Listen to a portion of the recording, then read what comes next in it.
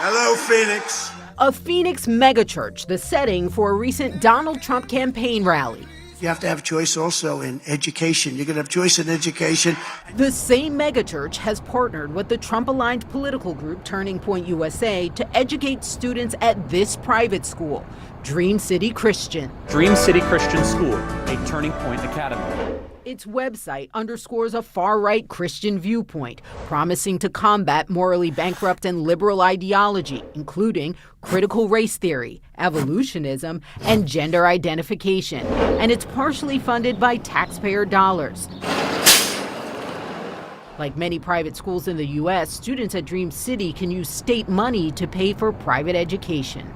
A CNN investigation found Dream City Christian received more taxpayer money than 95% of the private schools in the state voucher program, a total $1.3 million last year, according to data CNN obtained. That's despite anti-LGBTQ mandates in the parent handbook, stating faculty must believe and parents must agree to their children being taught that homosexual behavior is sinful and offensive to God, and rejection of one's biological sex is a rejection of the image of God. It's a civil rights issue. Professor Samuel Abrams studies school privatization.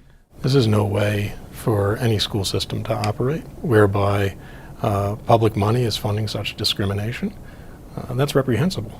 2 years ago, Arizona was the first of nearly a dozen states to go to a universal voucher system where families can use public funds regardless of income.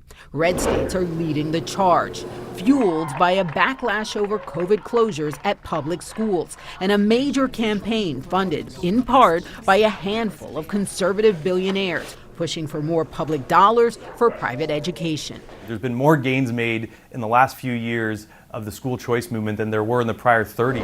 The American Federation for Children, founded by former Trump Education Secretary Betsy DeVos, has led the way by opposing anti-voucher candidates. Tommy Schultz is CEO. We've been involved in more than 2,000 state legislative races, and overall we've had a 75% successful win rate. We've utterly changed the narrative, and this issue of school choice has been a deciding factor in so many elections across the country.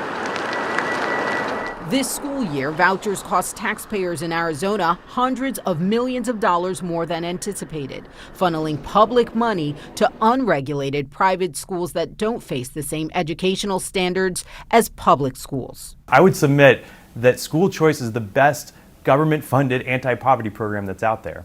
But although vouchers have long been pitched this way as a means to help disadvantaged students in public schools, a CNN analysis found that Arizona's program is disproportionately benefiting students in richer communities.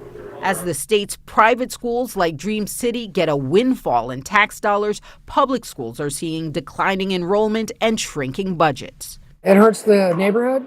People bought into this area, with the fact that we had a school, now we don't have a school. Families and teachers said goodbye at Sunset Canyon Elementary, one of 3 schools shutting down in its district after hundreds of kids moved to vouchers. Those school officials say lack of affordable housing and lower birth rates are also to blame. Get in the car with us. Is that okay? Felicia White's 11-year-old daughter Riley attends another area school that's closing. Riley has a really hard time with change. She has a lot of anxiety, along with having special needs. So for her now to start trusting other people and allowing them into her circle at 12 years old is going to be hard. Really hard. Advocates are sounding the alarm that the future of public schools is at stake. Our schools have been so underfunded for so long that there really wasn't any cushion in those school budgets. Even the smallest amount of movement is going to destabilize that, and our public schools simply cannot hold. Has there been a response to your reporting from the school that received more than $1 million in taxpayer money? And is that school an outlier, or are there others? Well, Anderson, we reached out to both Dream City Christian School and Turning Point USA.